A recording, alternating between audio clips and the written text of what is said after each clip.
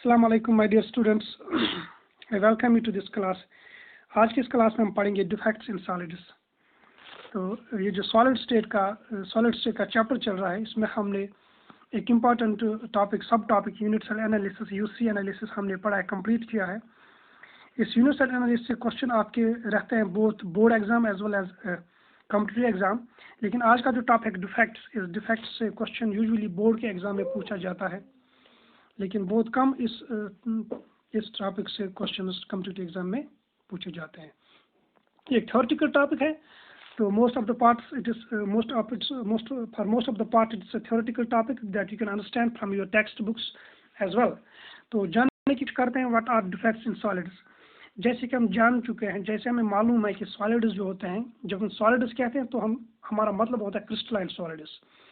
तो crystalline solids को ही actually solids कहा जाता है। जो एमार्फस है इनको सॉलिड्स इन रियल सेंस नहीं कहा जाता। These are called as supercooled liquids, जो हमने पढ़ा था इंट्रोडक्शन में।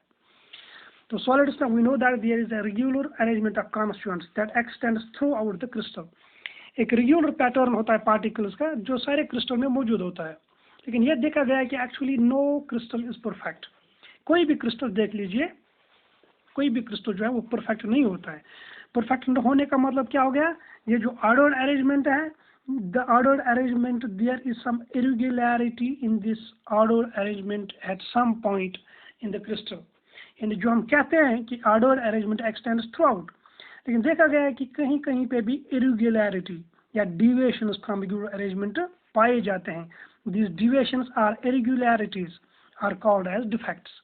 So what is defect? You can write down, जैसे मैंने ब्लू कलर में लिखा, the defects in solids are defined as deviation from the regular arrangement of particles. Defects in solids are defined as the deviation from the regular arrangement of particles. अब ये जो क्या कहते हैं इसको, ये डिफेक्ट्स हैं, these are broadly divided into two types, line defects and point defects. हमारे सिलेबस में पॉइंट डिफेक्ट है, तो लाइन डिफेक्ट्स हम डिटेल में नहीं पढ़ेंगे, लेकिन जानने की कोशिश करेंगे लाइन डिफेक्ट्स क्या होते हैं। तो लाइन डिफेक्ट्स हम बोलते हैं this when the duration x tends throughout the line of lattice sites. जो लाइन डिफेक्ट होता है इंटायर रो, फॉर एग्जाम्पल अगर हमारे पास एक क्रिस्टल है, इसमें पार्टिकल्स इस तरह से रेगुलर अरेंजमेंट में है, लाइन डिफेक्ट में सारा का सारा एक रो जो होता है वो मुतासिर होता है। There is a duration along one whole lattice site row, तो उनको हम कहते हैं लाइन डिफेक्ट्स। उसके बरअक्स जो पॉइंट डिफेक्ट्स है, the duration is restricted to a small point और एन एटम। एक एटम के इर्द गिर्द या एक पॉइंट के इर्द गिर्द इरेगुलरिटी पाई जाती है, उस इरेगुलरिटी को हम पॉइंट डिफेक्ट कहते हैं। समझा गया? तो लाइन डिफेक्ट में क्या होता है, entire row of lattice sites is affected, तो या डिस्टर्ब्ड। लेकिन जो पॉइंट डिफेक्ट होता है उसमें क्या होता है, only an atom or a small point having 2 or 3 atoms that can be disturbed. Usually एक point एक एटम के इर्द गिर्द में सराउंडिंग में डिस्टर्बेंस होती है। तो पॉइंट डिफेक्ट्स हम लेते हैं। पॉइंट डिफेक्ट्स में हमने लिखा it's a deviation from ideal arrangement around a point और एन एटम। बिल्कुल। पॉइंट डिफेक्ट्स जो है, these are for the following types. Number 1 stoichiometric, number 2 non stoichiometric and number 3 impurity defects. तो सबसे पहले हमने देखा पॉइंट डिफेक्ट क्या है, फिर ये बताया कि पॉइंट डिफेक्ट्स जो होते हैं these are further of 3 types. Number 1 stoichiometric, non stoichiometric and impurity defects. तो आ जाते हैं पहले डिफेक्ट पे कि स्टैक्योमेट्रिक डिफेक्ट क्या चीज होती है। तो स्टैक्योमेट्रिक डिफेक्ट हमने यहाँ पे अंडरलाइन किया है, these are the defects, these are the point defects we do not disturb the stoichiometry of the solid. ऐसे डिफेक्ट्स जो सॉलिड की स्टैक्योमेट्री को डिस्टर्ब या चेंज नहीं करते हैं। ये मैं समझाने की कोशिश ऐसे करूंगा, we will take the example of NaCl। ये फार्मूला है किसका? NaCl का। इस फार्मूला से हमें पता चलता है इसमें what will be the ratio of sodium and chlorine in the crystal, it will be 1:1। यानी यहाँ पे Na1 होता है जो हम नहीं दिखाते हैं, और Cl1 होता है जो हम नहीं दिखाते हैं। So it is actually Na1Cl1। ये 1 क्या दिखाता है? It shows the ratio of sodium and chlorine ions in the crystal. आप इस तरह से समझेंगे NaCl का क्या मतलब होता है। इसका मतलब हो गया, सपोज हमारे पास कोई क्रिस्टल है, इसमें 10 Na है, तो इसमें 10 Cl भी होंगे, क्योंकि फिर 10:10 = 1:1, तो बन गया NaCl 1:1। सपोज कर लेते हैं एक और एग्जांपल से आप अच्छी तरह से समझ जाएंगे। हम एक एग्जांपल लेते हैं, फॉर एग्जांपल कैल्शियम क्लोराइड का CaCl2। ये क्रिस्टल लिया मैंने किस चीज़ का, calcium chloride CaCl2। Suppose if there are 10 ions of calcium, there will be 20 ions of chlorine। क्योंकि फॉर्मूला में 2 लिखा है और यहाँ पे 1 लिखा है, दैट मीन्स क्लोरीन डबल होंगे कंपेयर टू कैल्शियम। तो अगर आप इनका रेशो निकालेंगे, it will be 10:20, it will be 1:2। तो यही फार्मूला बन जाता है कैल्शियम क्लोराइड CaCl2। तो होप यू अंडरस्टैंड कि जो पहले मैंने ये बताने की कोशिश की कि फार्मूला का क्या मतलब होता है NaCl का। जब NaCl हम बोलते हैं तो इसका मतलब ये होता है कि एक Na और एक Cl होता है। अगर 10 Na होंगे तो 10 Cl होंगे। CaCl2 में आपने देखा, अगर एक Ca होगा तो 2 Cl होंगे। अगर 10 Ca होंगे कैल्शियम तो 20 क्लोरीन्स होंगे वहाँ पे मौजूद। तो स्टोइकियोमेट्री डिफेक्ट्स पे वापस आ जाएंगे। What does it mean? It means that the stoichiometry of the solid is not disturbed. फिर NaCl की एग्जांपल लेते हैं। सपोज हमारे पास वही क्रिस्टल है जिसमें 10 Na है और जिसमें 10 Cl है। अब क्या होगा, सपोज एक Cl एक Na लॉस हो गया तो वहाँ पे कितने रह गए ना 9। सपोज Cl का लॉस नहीं हुआ तो वहाँ पे Cl कितने रह गए, Na रह गए 9 और Cl रह गए 10। तो what will be this now formula will be Na9Cl 10। तो डिस्टर्ब हो गया फार्मूला। इस यानी अगर एक Na लॉस होगा, कोई Cl लॉस नहीं होगा, तो फार्मूला विल बी Na9Cl 10। लेकिन फार्मूला को बरकरार रखने के लिए NaCl, एक Cl भी वहाँ पे लॉस हो जाता है तो Cl भी 9 रह जाते हैं। तो लास्ट पे फार्मूला हमारे पास क्या बनेगा, it will be Na9Cl9। 9 and 9 will cancel out, it will be NaCl। Hope you understand it कि इस तरह से लॉस या गेन हो जाता है आयन्स का कि ओवरऑल जो फार्मूला है वो स्टोइकियोमेट्री इज नॉट डिस्टर्ब्ड। यानी अगर एक Na जाएगा तो एक Cl भी जाना चाहिए, NaCl का फार्मूला। अगर एक Na जाएगा तो एक Cl भी जाना चाहिए, तभी फार्मूला स्टोइकियोमेट्रिक फार्मूला में रहेगा, स्टोइकियोमेट्री विल नॉट चेंज। जरा इसको यहाँ पे अप्लाई कर लेते हैं कैल्शियम क्लोराइड पे। एक कैल्शियम 2 क्लोरीन, अगर एक कैल्शियम खो जाएगा तो जरूरी है 2 कैल्शियम लॉस होने चाहिए, 2 कैल्शियम लॉस होने चाहिए। इसी तरह से AlCl3 एल्युमिनियम क्लोराइड, इसमें अगर एक एल्युमिनियम खो जाएगा तो फार्मूला में 3 Cl है, Al के साथ 3 Cl, तो 3 Cl का खोना जरूरी है। Hope you understand it. तो इस फार्मूले यानी स्टोइकियोमेट्रिक डिफेक्ट एक ऐसा डिफेक्ट होता है जिसमें stoichiometry of the solid does not change. तो स्टोइकियोमेट्री डज नॉट चेंज वो कैसे होगा वो मैंने समझाया। फार्मूला में जितने आयन्स होंगे Na1Cl1, तो अगर एक Na खो जाएगा तो एक Cl भी खोना चाहिए। इसी तरह से कैल्शियम क्लोराइड CaCl2, अगर एक Ca खो जाएगा तो 2 Cl भी खोना जरूरी है। AlCl3, एक Cl खो जाएगा तो 3 Cl का खोना भी जरूरी है। अभी जो स्टोइकियोमेट्रिक डिफेक्ट्स हैं, these are also called as intrinsic और thermodynamic defects। एक चीज याद रख लीजिएगा, कभी पूछा जाता है which of the following is intrinsic और thermodynamic defect। आगे बढ़ लेते हैं। ये जो स्टोइकियोमेट्रिक डिफेक्ट है, these are broadly we can classify them into 2 types, vacancy and interstitial defect। vacancy defect and interstitial defect। vacancy defect में क्या हो जाता है, when some of the likely sites are vacant, the crystal is said to have vacancy defect। मैंने यहाँ पे एक example से समझाया है। ये क्रिस्टल है जो रेड बॉक्स है, ये क्रिस्टल का पीस मैंने लिया है। इसमें जो रेड आप सर्कल्स देख रहे हैं, दीज आर पार्टिकल्स। आप यहाँ पे देख रहे हैं एक ग्रे कलर का यहाँ पे सर्कल है, यहाँ 2 सर्कल्स है ग्रे कलर के। ये ग्रे कलर के सर्कल्स जो है, it means that the particle is lost there, vacancy create हो गई है। Such defects are called as vacancy defects. तो वैकेंसी डिफेक्ट्स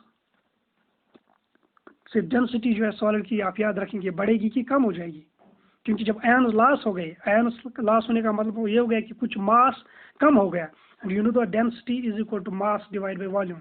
जब मास कम होगा तो डेंसिटी भी कम हो जाती है। तो vacancy defects lead to the decrease in density of the solid.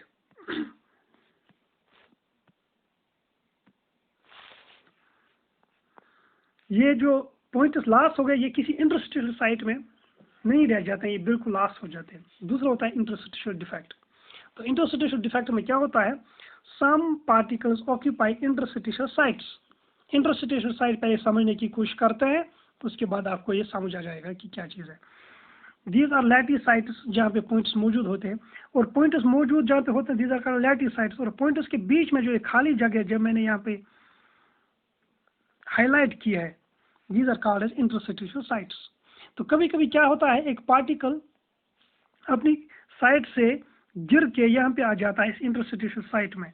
जैसे मैंने यहाँ पे आपको, या गिर के नहीं, फॉर एग्जांपल यहाँ पे एक रो पार्टिकल्स का, यहाँ पे दूसरा रो पार्टिकल है, एक पार्टिकल एडिशनली आ गया है, वो इंटरस्टिशियल साइट में बैठ गया है, this called as interstitial defect. यानी यहाँ पे आपने देखा पार्टिकल्स अपनी साइड से लॉस हो गए, बिल्कुल बाहर गए हैं क्रिस्टल से, लेकिन यहाँ पे एक एडिशनल पार्टिकल आ गया, उसने इंटरस्टिशियल साइट ऑक्यूपाई किया है। Such defects are called as interstitial defects। अब आप बता सकते हैं कि डेंसिटी यहाँ से इंक्रीज होगी कि डिक्रीज होगी, क्योंकि एक पार्टिकल ऐड हो गया, एक पार्टिकल ऐड हो गया जो इंटरस्टिशियल साइट पे आ गया, क्योंकि बाकी जो है लैटिस साइट्स वो ऑलरेडी ऑक्यूपाइड है, तो इस नए पार्टिकल ने इंटरस्टिशियल साइट लिया। एक पार्टिकल बढ़ने का मतलब हो गया डेंसिटी बढ़ेगी, क्योंकि मास बढ़ा है, density is directly proportional to mass, density is equal to mass divide by volume. अब ये जो वैकेंसी डिफेक्ट है and interstitial defect, these can be only found in non-ionic solids। these can only be found in non-ionic solids। आप बता सकते हैं या पूछ सकते हैं सर क्यों? इसका रीजन यह है क्योंकि आयनिक सॉलिड्स में सपोज एक कैटाइन लॉस हो गया, यहाँ पे भी एक कैटाइन लॉस हो गया, तो नेट इसका नतीजा ये निकलेगा कि अब एनायंस जो है नेगेटिवली चार्जड आयन्स वो ज्यादा रह जाएंगे, और crystal will become a negatively charged thing या सब्सटेंस। लेकिन एक सॉलिड जो होता है वो इलेक्ट्रिकली न्यूट्रल होता है। इसी तरह से फॉर एग्जाम्पल ये कैटाइन, ये कैटाइन, ये कैटाइन, ये एनाइन, ये एनाइन, ये एनाइन, आप लोगों ने बाहर से कोई ऐड किया आयन, चाहे ये कैटाइन होगा चाहे एनाइन होगा, इससे भी क्रिस्टल में चार्ज आ जाएगा। इसलिए आप लोग क्या याद रखेंगे, दिस वैकेंसी डिफेक्ट और interstitial defect, these are found in non-ionic solids। ये एक इंपॉर्टेंट चीज़ है जो आपसे किसी भी कंप्यूटर एग्जाम में पूछी जा सकती है। अब जो आयनिक सॉलिड्स हैं, these show Frankel defect and Schottky defect। FS defect, Frankel and Schottky defect, these are the defects which are most often asked in your board exam। तो ये डिफेक्ट समझने की कोशिश कीजिए, याद रखिए इनको। तो इसी पे इनके डायग्राम के साथ इनको याद रखना ज़रूरी है, क्योंकि वहाँ पे डायग्राम बनाना ज़रूरी है इसका। पिछली बार मैं पिछले साल भी बता चुका हूँ कि डायग्राम बनाना कितना इंपॉर्टेंट होता है हमारे एग्जाम में। तो पहले देखिए फ्रैंकल डिफेक्ट क्या है। तो फ्रैंकल डिफेक्ट में क्या होता है, smaller ion is dislocated from its normal side to the interstitial side.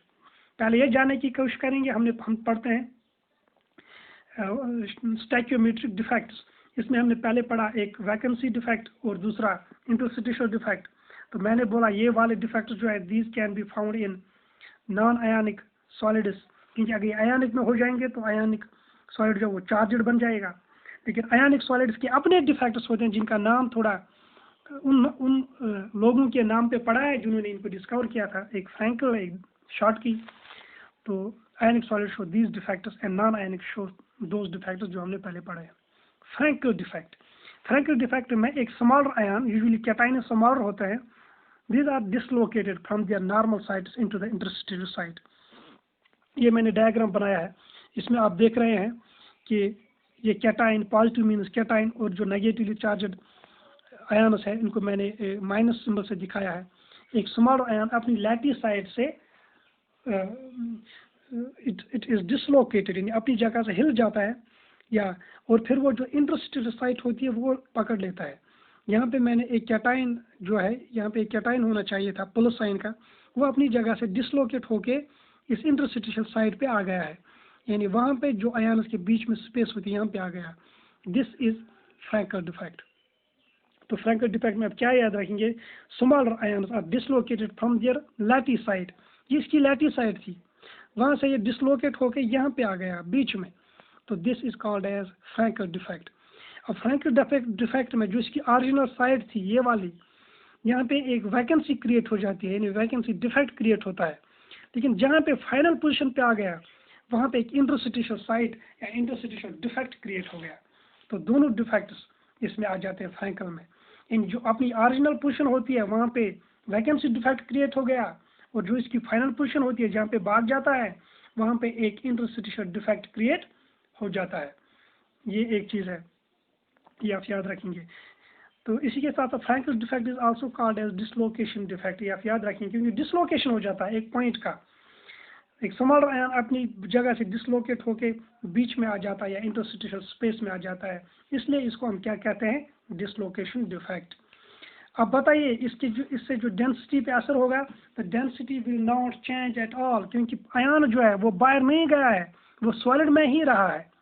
अगर ये सॉलिड में नहीं रहता तो density would have decreased, but it remains in the solid, so density change नहीं होती है। ये एक चीज़ आप याद रखेंगे। ये इलेक्ट्रिकल न्यूट्रलिटी भी कायम रह जाती है, यानी कैटाइन जो था वो क्रिस्टल से बाहर नहीं गया, वो क्रिस्टल के अंदर ही है, लेकिन अपनी लैटिस साइड से हट के कहाँ पे आ गया, इंटरस्टिशियल साइड पे। तो अब ये दूसरी चीज़ आप इसके बारे में क्या एक और चीज़ याद रखेंगे, वो ये है कि ये उन सॉलिड्स में पाया जाता है जहाँ पे there is large difference between cation and anion. Anion बहुत बड़ा होगा और उसके मुकाबले में कैटाइन छोटा होगा, उन सॉलिड्स में ये पाया जाता है। तो कुछ एग्जांपल्स मैंने यहाँ पे आपको बताई है। ZnS सल्फाइड आयन जो होता है इट्स अ लार्ज आयन, और Zn जो होता है zinc 2+ it's a small ion. इसी तरह से AgCl, AgBr, AgI, Ag+ जो है इट्स अ स्मॉल आयन, और हैलाइड आयन जो है chloride, bromide, iodide, these are larger ion. इन एग्जांपल्स को याद रखिए। कभी आपको पूछा जाएगा डायरेक्टली कि ये वाले सॉलिड्स कौन सा डिफेक्ट दिखाएंगे, किसी भी कॉम्पिटिटिव एग्जाम में एक अच्छा सा क्वेश्चन रह सकता है इस पे। ये हो गया फ्रैंकल डिफेक्ट। उसके बाद हम पढ़ेंगे शॉटकी डिफेक्ट। शॉटकी डिफेक्ट में क्या होता है, simply equal number of cations and anions are missing from their lattice side. तो फ्रैंकल में आपने देखा एक कैटाइन जो था वो अपनी जगह से हट के इंटरस्टिशियल स्पेस में जाता है, लेकिन शॉटकी में वो इंटरस्टिशियल स्पेस में नहीं रह जाता है। यहाँ पे हम बनाने की कोशिश करेंगे, वो ऑल टुगेदर लॉस हो जाता है। अब यहाँ पे कैटाइन मौजूद ही नहीं है। ये कैटाइन था, ये इंटरस्टिशियल स्पेस में नहीं गया, बल्कि इट्स लॉस, ये क्रिस्टल से ही बाहर चला जाता है। लेकिन उसके साथ साथ एक एनाइन भी चला जाता है, उसके साथ साथ एक एनाइन भी चला जाता है। यहाँ पे जैसे हमने देखा है कि एक कैटाइन यहाँ पे लॉस हुआ है और यहाँ पे एक एनाइन भी लॉस हुआ है। So we can say that in Schottky defect equal number of cations and anions are lost from their sites. और ये इंटरस्टिशियल साइड में नहीं जाते हैं, बिल्कुल क्रिस्टल से बिल्कुल बाहर चले जाते हैं। This is called as Schottky defect. इससे बताइए, अगर मैं आपसे पूछ लूँ तो डेंसिटी पे क्या इफेक्ट हो जाता है, डेंसिटी विल डेफिनेटली डिक्रीज, क्योंकि आयन्स लॉस हो जाते हैं, आयन्स आर लॉस्ट, यानी मास इज लॉस्ट। आयन्स का कुछ वजन होता है वो कम हो जाता है जब वो खो जाता है क्रिस्टल से। तो इलेक्ट्रिकल न्यूट्रलिटी इज मेंटेन्ड, यानी जितने फॉर एग्जांपल NaCl, एक Na भाग जाता है तो उसके साथ कितने, एक Cl भाग जाता है, एक कैटाइन भागेगा, एक एनाइन भागेगा उसके साथ। तो दैट मीन्स टोटल जो है neutrality crystal will remain electrically neutral. अगर एक ही भाग जाता है तो दैट मीन्स वहाँ पे इलेक्ट्रिकल न्यूट्रलिटी मेंटेन नहीं होती है। अब ये कहाँ पे पाया जाता है, उन क्रिस्टल्स में पाया जाता है जिनके कैटाइन और एनाइन का साइज तकरीबन बराबर होता है। ये बराबर नहीं हो सकता है, लेकिन तकरीबन एनाइन तो यूजुअली बड़ा होता है, लेकिन ऑलमोस्ट सिमिलर साइज, जैसे NaCl है, KCl है, CS या caesium chloride, potassium chloride, sodium chloride, इनमें आप देखेंगे आयन का साइज जो है यूजुअली तकरीबन बराबर होता है, लेकिन कैटाइन फिर भी थोड़ा सा छोटा होता है compare to anion. Hope you understand this. कल इंशाल्लाह हम डिफेक्ट्स से नेक्स्ट क्लास में डिफेक्ट्स के हम पढ़ेंगे नॉन स्टैक्योमेट्रिक डिफेक्ट्स। आज हमने स्टैक्योमेट्रिक डिफेक्ट्स कंप्लीट किया है। कोई कंफ्यूजन होगा इसमें तो revert back to the group, तो वहाँ पे हम इसको क्लियर करेंगे। अल्लाह हाफ़िज़।